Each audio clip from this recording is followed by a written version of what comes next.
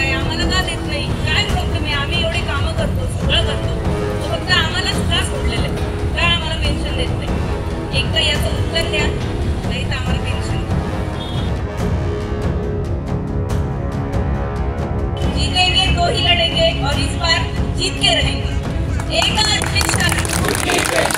आज दिनांक 14 डिसेंबर 2023 पासून हा राज्य सरकारी निमसरकारी शिक्षक शिक्षकेतर कर्मचाऱ्यांचा संप हा नाईलाजा असतो. शासन आमच्या जुनी पेन्शन ही योजना मान्य न करत असल्यामुळे सुरू करण्यात आलेला आहे आणि हा संप सुरू झाल्यामुळे शेतकऱ्यांना गरीब जनतेला जो त्रास होणार आहे तो त्रास आमच्यामुळे नाही तर शासनामुळे होत आहे आणि त्या होणाऱ्या त्रासाबद्दल आम्ही कर्मचारी त्यांची दिलगिरी व्यक्त करतो आणि या संपामध्ये जेवढा काळ संप चालेल तो कालावधी आम्ही पुढे भरून काढू ही ग्वाही आपल्या मीडिया मार्फत सर्व जनतेला कळवतो.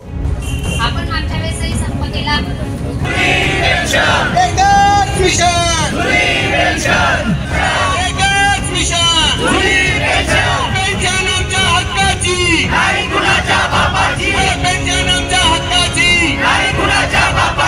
जीतेंगे तो ही लढेंगे और इस बार जीत के रहेंगे.